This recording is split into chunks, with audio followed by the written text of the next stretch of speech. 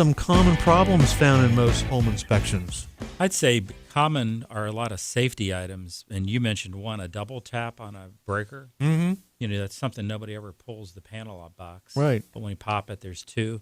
And that means you're over circuit. It can overheat and cause a fire. A lot of times it's an innocent thing, like somebody puts a doorbell in or a Wi-Fi system, and they got the DC hookup thingy, and Absolutely. no And big deal. But that's not a biggie. The one that you get is when they remodel and they're updating their kitchen and they start double tapping and and you turn your mixer on and the dishwasher at the same time. yeah, we don't have enough outlets, but we'll do it. Absolutely, absolutely.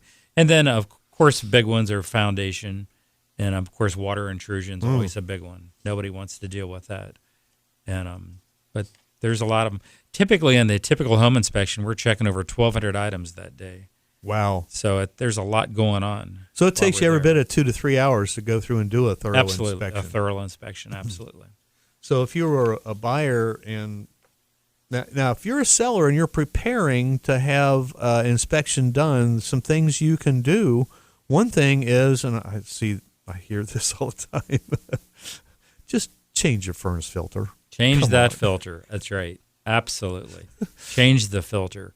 And I always tell everyone, if I was a listing agent, and I do some CEs and teach in continuing education, but educate the seller. And we have to educate our buyers also, but the seller, get that house ready. And I don't mean, you have to, it should be clean, because that's when you're showing the house, it needs to be clean. But we need access to the attic. Yeah. I mean, that's a big one. And the electric panel. I've had it where you can't, if there's a car in the garage and the home seller is gone and there's the attic access, I can't get in there. Right. So then, as you know, then it's another trip back. We'll do it, but it's just the inconvenience. And we're human. If we go into a house and it is so cluttered and we can't see anything, and then we start getting Where is that furnace? You get suspicious. What's behind there? You know what I mean? Yeah. So, not saying we're digging anymore. We should be digging all the time, looking for things, but make your house visible.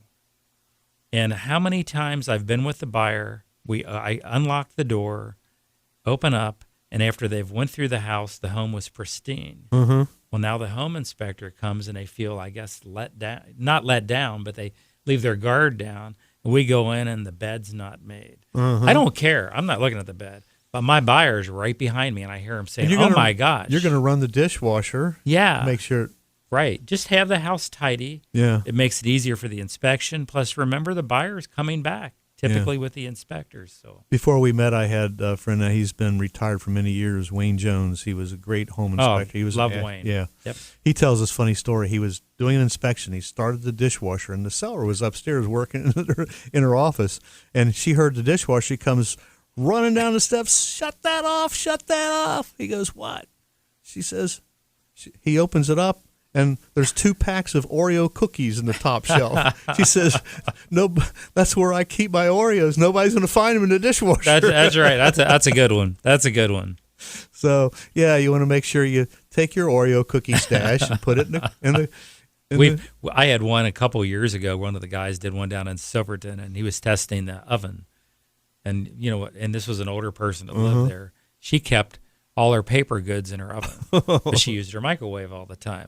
Well, we had a fire. Oh no! And we had to call the fire department. So just make sure it's ease of access. Oh my God! And things will go along well.